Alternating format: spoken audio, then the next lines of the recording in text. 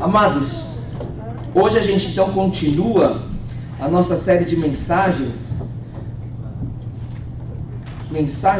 que vêm do coração, né? Que vêm propriamente do meu coração, aquilo que Deus tem falado para mim.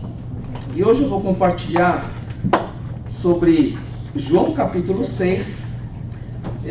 Na realidade a gente vai passear pelo capítulo todo, mas especificamente hoje a gente vai estar lendo do versículo 26 ao versículo 40. Antes da gente ler, vamos buscar a bênção do Senhor. Vamos orar mais uma vez? Vamos pedir a bênção do Senhor sobre a palavra? Pai amado, que as meditações dos nossos corações e as palavras que saírem dos meus lábios, ó Deus, sejam agradáveis somente a Ti, nossa rocha e nosso Redentor. Pai amado, abençoa a proclamação da Tua palavra. É o que nós pedimos no nome de Jesus. Amém. Graças a Deus. Então vamos abrir as nossas Bíblias em João capítulo 6, versículo 26 ao versículo 40. E eu não sei se vocês já notaram, mas João capítulo 6 é um dos capítulos mais longos da Bíblia. São 71 versículos. João capítulo 6, do versículo 26 ao versículo 40. Olha o que a palavra de Deus fala para nós hoje aqui. Respondeu-lhes Jesus: em verdade vos digo, vós me procurais não porque vistes sinais, mas porque comestes dos pães e vos fartastes. Trabalhai não pela comida que perece, mas pela que subsiste para a vida eterna, a qual o Filho do Homem vos dará, porque Deus, o Pai, o confirmou com o seu selo. Dirigiram-se, pois, a ele, perguntando: que faremos para realizar as obras de Deus? Respondeu-lhes Jesus: a obra de Deus é esta, que creais naquele que por ele foi enviado. Então lhe disseram eles: que sinal fazes para que o vejamos e creiamos em ti? Quais são os teus feitos? Nossos pais comeram o maná no deserto, como está escrito: deu-lhes a comer pão do céu. Replicou-lhes Jesus: em verdade vos digo, não foi Moisés quem vos deu o pão do céu. O verdadeiro pão do céu é meu Pai quem vos dá. Porque o pão de Deus é o que desce do céu e dá vida ao mundo. Então lhe disseram: Senhor, dá-nos sempre desse pão. Declarou-lhes, pois, Jesus: eu sou o pão da vida. O que vem a mim jamais terá fome, e o que crê em mim jamais terá sede. Porém, eu já vos disse que, embora me tenhais visto, não credes. Todo aquele que o Pai me dá, esse virá a mim, e o que vem a mim, de modo nenhum o lançarei fora. Porque eu desci do céu, não para fazer a minha própria vontade, e sim a vontade daquele que me enviou. E a vontade de quem me enviou é esta: que nenhum eu perca de todos os que me deu. Pelo contrário, eu o ressuscitarei no último dia. De fato, a vontade de meu Pai é que todo homem que vir o Filho de Deus e nele crer, tenha a vida eterna, e eu o ressuscitarei no último dia. Amém. Como é que a gente fala aquela vontade de comer? Como é que a gente fala? Very hungry. Very hungry. Não, tem uma palavra que a gente fala, aquele desejo de comer. Como é que a gente fala? Vontade de comer uma coisa boa. Vontade de comer, desejo, ânsia de comer. Uma coisa boa. Aguei. Às vezes, Aguei. aguei, né? Uma palavra boa, aguei. Estou morrendo de vontade. Em inglês, tem uma palavra que traduz muito bem esse desejo de comer. E eu acho que até quando você fala, ela dá aquela imagem, né, de realmente é isso, aquela vontade, aquele desejo. Craving. Quando você tem vontade de comer alguma coisa, quando você está com desejo de algo, em inglês a gente fala craving. Parece que até o som da palavra é aquilo, né? Craving. Ai, gente, hoje eu tô com craving de picanha. Eu tô craving. Também, pastor. Hã? É um negócio, né? Esse craving nunca vai sumir de mim. Hã? Gente, e teve um dia desses aí no meio da madrugada, acho que era 1 hora da madrugada assim, eu tava craving por feijoada, você acredita? Acredito, pastor. É craving. Vem aquele craving. É um negócio incontrolável, né? Vocês têm craving? Pequeno é de grande. Esse é um negócio engraçado, né? Que vem assim, e é uma coisa assim que você não controla, um negócio assim que vem do nada e toma conta de você e vai invadindo o seu ser assim e toma conta. Tira da cama. E é ter um poder assim de até de você não quer, mas não, você é forçado. Esse é o poder do craving. Esse é o poder do desejo, da vontade. A vontade, o desejo é algo tão poderoso, tão incontrolável. Você não sabe de onde vem, mas você sabe que está ali. E é algo que se você não controla, você não toma cuidado, você faz coisa até que você não quer fazer. Você sabe o que é errado fazer, né? Existem alguns tipos de doenças que elas são classificadas como crônicas. E essas doenças crônicas, elas são classificadas dessa maneira porque na realidade ela não tem uma cura imediata, uma cura total. É uma condição onde você, infelizmente, vai conviver com ela todos os dias, possivelmente pelo resto da sua vida, mas é uma doença controlável. A dificuldade da doença crônica é que a doença crônica ela não te traz num primeiro momento, para algumas delas, as mais perigosas, um sintoma imediato. Então muitas vezes quando o médico fala para você que você tem uma doença, que você é doente, existe um período ali onde o paciente, aquele que foi diagnosticado com a doença crônica, ele entra num período de autonegação. É por isso que as doenças crônicas, as duas mais perigosas, são as mais difíceis de ser tratadas. Por quê? Porque uma das razões é que o paciente, por causa de que ele não está enfrentando nenhum sintoma grande, imediato, assim, ele entra num período de negação. Diabetes e pressão alta são duas condições crônicas, e uma das dificuldades de você tratar é porque existe um período de negação, você nega isso. Eu não estou doente. O médico fala, não, seu exame de sangue mostra, o seu A1C mostra que você está naquele nível de diabetes e você precisa tomar remédio. Aí a pessoa fala assim, tem um momento de, não, mas eu faço a dieta, eu faço exercício, eu controlo um pouco mais ali. Então, existe um momento onde a pessoa ela nega e ela, não estou doente, eu não tenho diabetes, eu não tenho pressão alta.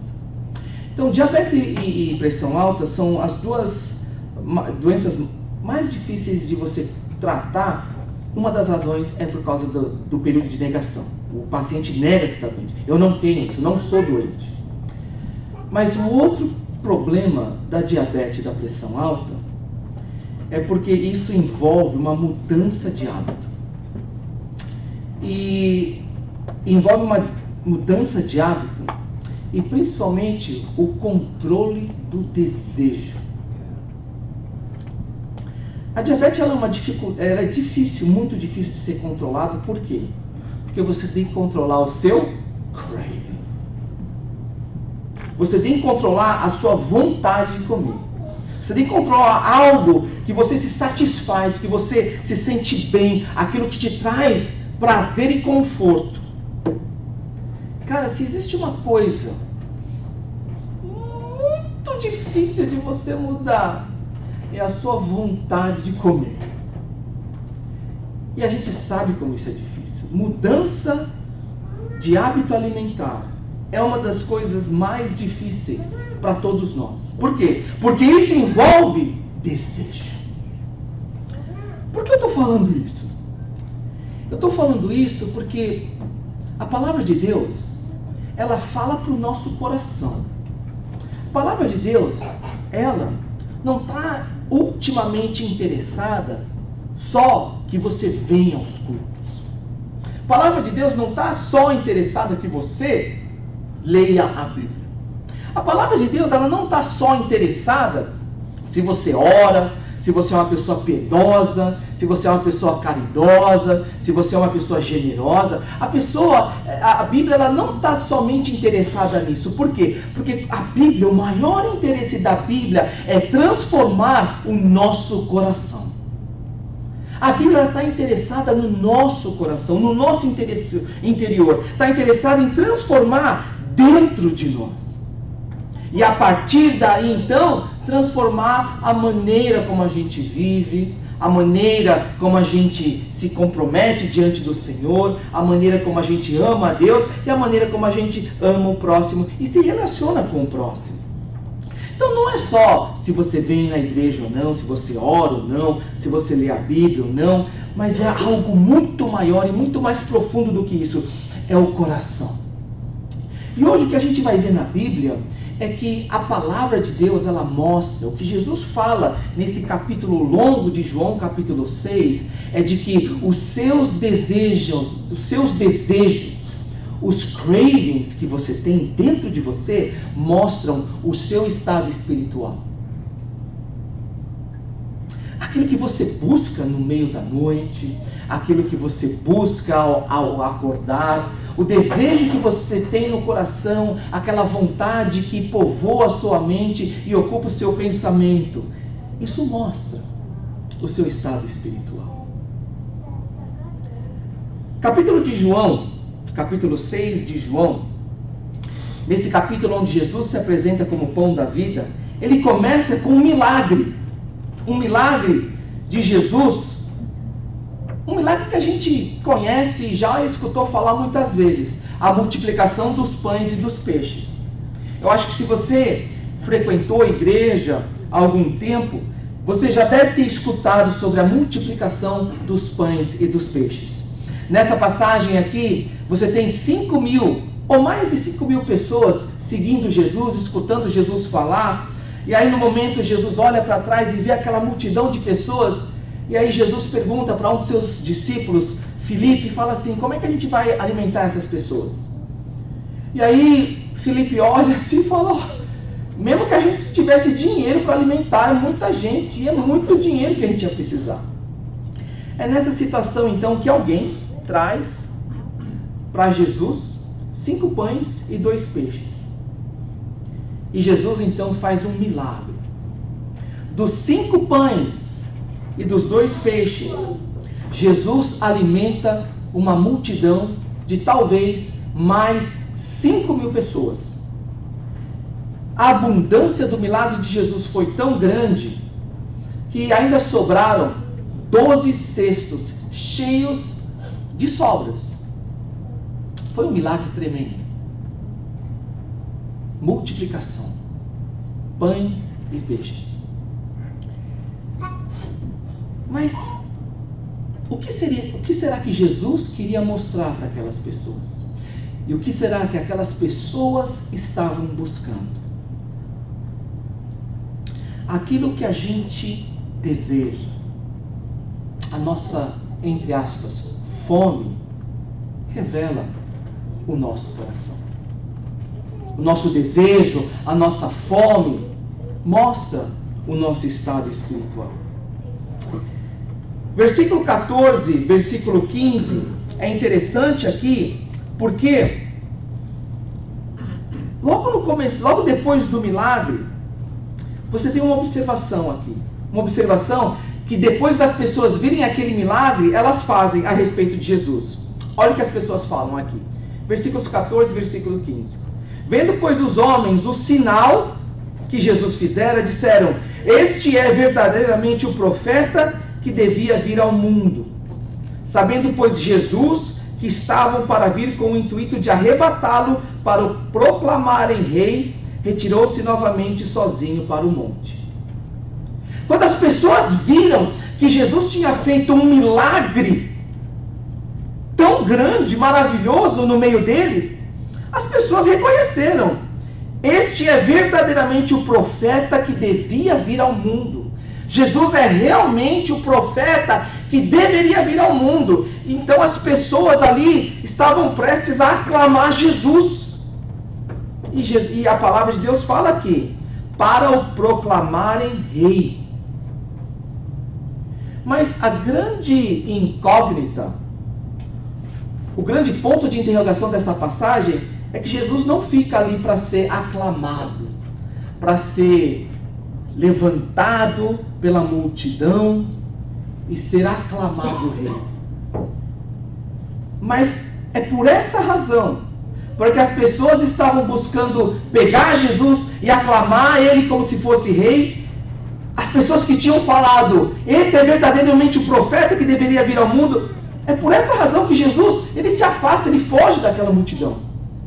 Ele foge. Por que será? Por que será? Por que será que Jesus, naquele momento, ele evita ser aclamado por uma multidão que reconhecia que ele era verdadeiramente o profeta que deveria vir ao mundo? Por que Jesus não permitiu que aquela multidão que tinha presenciado o milagre da multiplicação dos pães e dos peixes, naquele momento levantasse ele e aclamasse: ele é verdadeiramente o nosso rei, verdadeiramente o profeta que deveria vir ao mundo? Por que Jesus foge dessas pessoas? É por causa do estado espiritual daquelas pessoas. É por causa que aquelas pessoas tinham fome, aquelas pessoas tinham sede, desejavam as coisas erradas. E isso mostrava o estado espiritual dessas pessoas. Porque Jesus veio ao mundo para solucionar um problema muito maior do que os problemas que eu e você julgamos seriam os mais importantes do nosso dia a dia. Muitas vezes a gente vive a nossa vida diária, a gente sai de casa, a gente volta para casa, a gente rala o dia todo e muitas vezes nós buscamos solucionar os problemas que não são os mais importantes assim. Esse era o erro das pessoas aqui. Sabe por que Jesus evitou aquela multidão que gostaria, que estava buscando levantar Jesus e proclamar ele como rei? Porque aquelas pessoas, o coração delas estava no lugar errado. O estado espiritual daquelas pessoas estava errado. Elas tinham presenciado o milagre, elas tinham experimentado o milagre, mas elas não reconheciam e não entendiam quem era Jesus.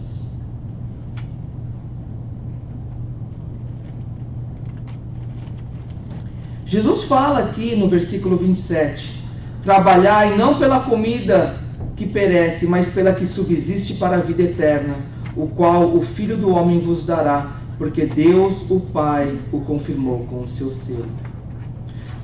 Versículo 26, vocês me procuram, não porque vocês viram o sinal, mas porque vocês comeram dos pães e vocês se fartaram. Aqui, Jesus mostra o estado espiritual daquelas pessoas. Vocês estão querendo me fazer rei? Vocês estão me louvando? Vocês estão me buscando? Não porque vocês realmente sabem quem eu sou. Não porque você tem o desejo verdadeiro pelas coisas de Deus. Não porque você tem real fome e real sede espiritual.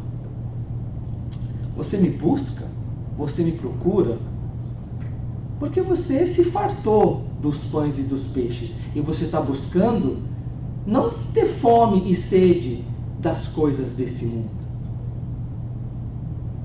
Mas isso revela que você não entendeu o sinal.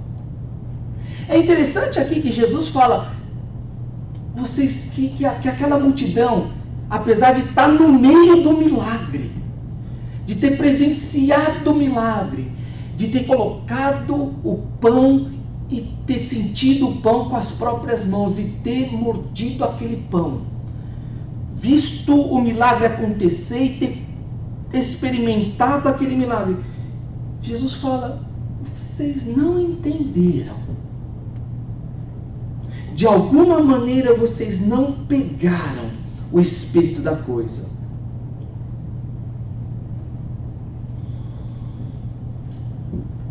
Jesus, depois, se você ler o capítulo todo, você vai ver que Jesus, ele vai falando assim: olha as Escrituras. Vocês pensam que vocês conhecem as Escrituras, mas vocês não reconhecem, não sabem nada. Sabe por quê? Porque quando Jesus fez aquele milagre, Jesus ele estava mostrando algo muito maior. Porque essa não foi a primeira multiplicação de pães que você vê na Bíblia. A primeira multiplicação de pães aconteceu lá no Antigo Testamento. Você sabe aonde foi? Aonde está essa primeira multiplicação dos pães? Você sabe quem foi que fez a primeira multiplicação dos pães? Está em 2 Reis, capítulo 4, versículo 42, onde Eliseu, ele multiplica pães e milhos. É uma passagem curtinha, uma passagem que passou despercebida. Mas é uma passagem onde o profeta, o homem de Deus, ele olha assim e havia 100 homens ali. Talvez um pouquinho mais de pessoas, mas haviam 100 homens. E aí se precisava dar de comida para aqueles homens. Mas havia 20 pães. 20 pães para 100 homens. E aí o profeta faz um milagre. Essa é a primeira multiplicação de pães que você vê na Bíblia. Lá no Antigo Testamento, profeta Eliseu. Mas aí você vê Jesus agora multiplicando 5 pães para alimentar 5.000 pessoas. Não era 20 pães para 100 pessoas, mas era 5 para mais de 5.000 pessoas. Com aquele milagre, Jesus estava mostrando que na frente daquelas pessoas estava alguém que era muito maior do que Eliseu. Alguém onde o Espírito Santo havia descido, mas muito maior do que a porção dobrada que Eliseu havia pedido a Deus. Estava na frente deles alguém que era muito maior que Eliseu, que experimentava e tinha uma porção muito maior do Espírito de Deus sobre ele, tanto é que o seu milagre era muito maior. Quem é que estava diante deles? Não era um profeta, não era um rei, mas era Jesus Cristo, o Messias prometido. Estava ali na frente deles, não mais um profeta, não um novo Moisés, mas estava na frente deles o próprio Deus, que havia sido encarnado, estava ali diante deles. E ele havia feito aquele milagre, não para falar para as pessoas: olha, eu vim aqui para dar para vocês o pão que alimenta o corpo. Eu vim aqui para suprir para vocês as suas necessidades físicas. Não, mas com aquele milagre, Jesus veio para dizer que ele era o pão da vida. Jesus afirma isso 2 vezes nesse capítulo, nos versículos 35 e 48. Olha o que Jesus fala: declarou-lhes, pois, Jesus: eu sou o pão da vida. O que vem a mim jamais terá fome, e o que crê em mim jamais terá sede. No versículo 48, Jesus reafirma isso, dizendo: eu sou o pão da vida. O objetivo de Jesus com aquele milagre não era meramente dizer para as pessoas: olha, eu vim aqui solucionar os problemas da sua vida, os problemas físicos da sua vida, os problemas materiais da sua vida. Não, mas o que Jesus veio dizer para as pessoas é: eu vim ao mundo, eu desci do céu para solucionar o problema mais importante da sua vida, o seu problema espiritual, a sua comunhão com Deus. A comunhão com Deus que não pode ser solucionada com nada desse mundo. A comunhão com Deus que foi quebrada por causa do seu pecado. E nada nesse mundo pode solucionar esse problema. E que se você não solucionar, você está em separação total de Deus. por causa do seu pecado, a palavra de Deus fala que hoje existe separação entre aquele que está morto no seu pecado e Deus.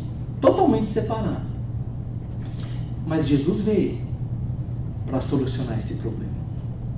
Essa fome espiritual, essa necessidade espiritual que todos nós temos, independente da sua idade, independente de onde você veio, todos nós, quando nascemos e nós entramos nesse mundo, nós nascemos com uma necessidade espiritual, a necessidade de termos esse vazio preenchido.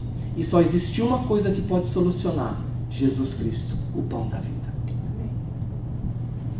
Mas nós nos enganamos, achando que as coisas desse mundo podem, de alguma maneira, solucionar esse vazio.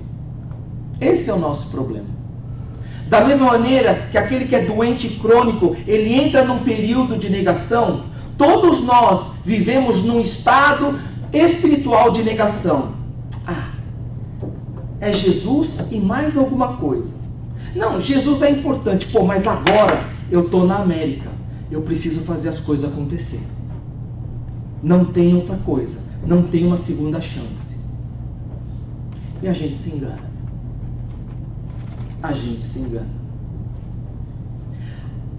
O que é que você busca? O que é que você deseja? Quando eu falo de fome e desejo, agora, eu não estou falando de algo físico, material, não estou falando de comida. Mas eu falo o desejo, a fome, a busca, o anseio profundo do seu coração.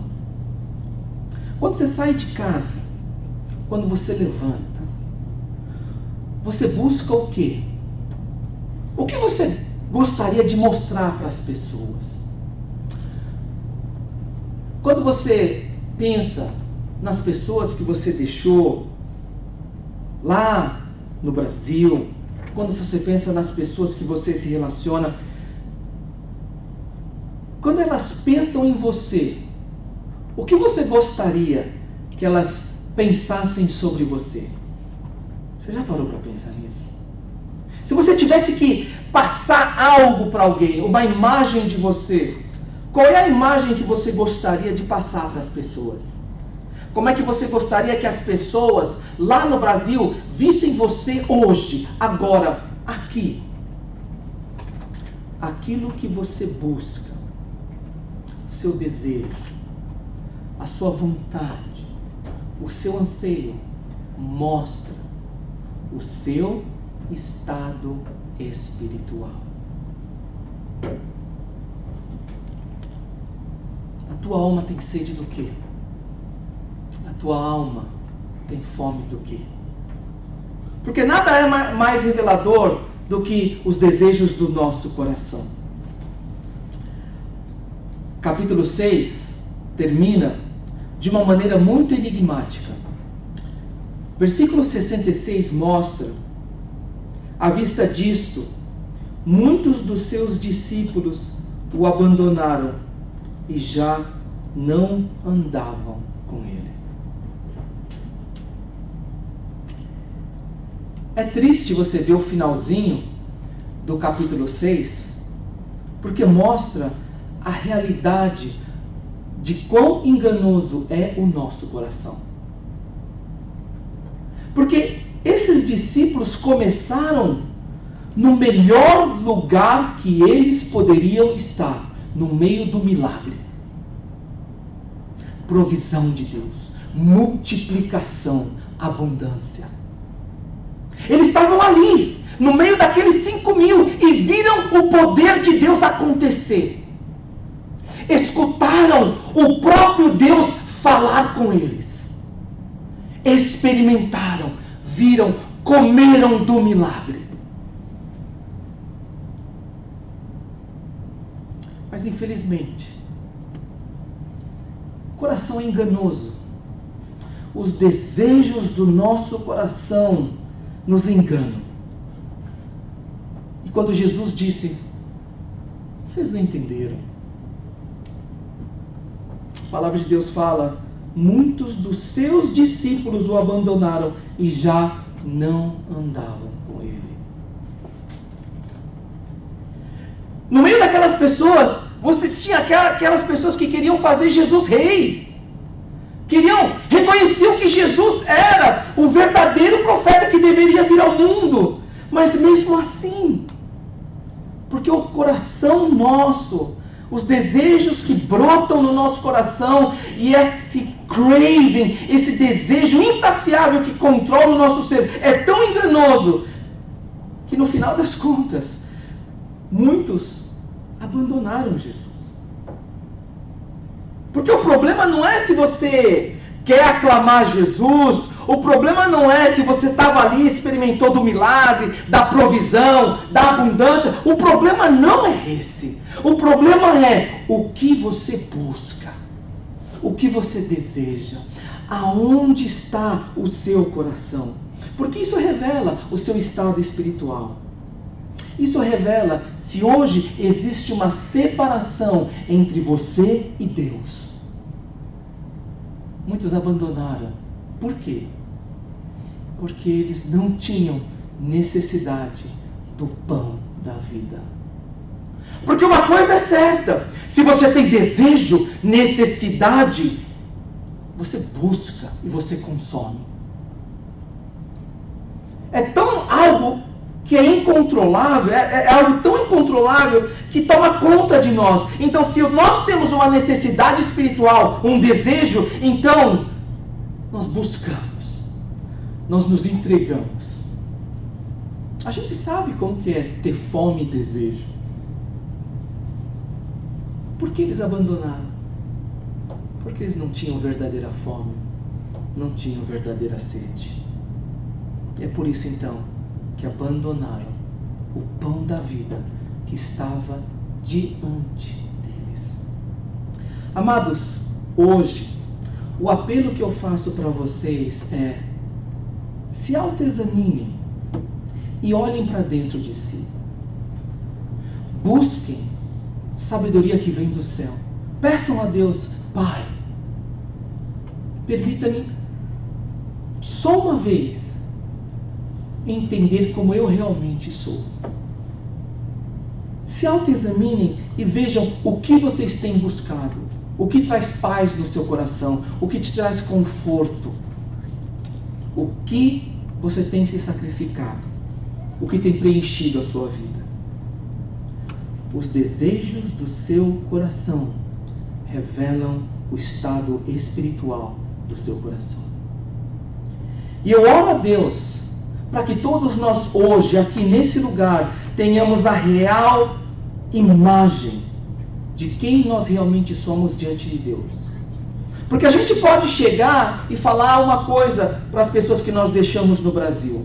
A gente pode chegar e falar uma coisa para as pessoas que fazem parte do nosso círculo de convivência. A gente pode chegar e até passar uma imagem para as pessoas aqui da nossa igreja, mas tem uma pessoa que a gente não engana: é Deus.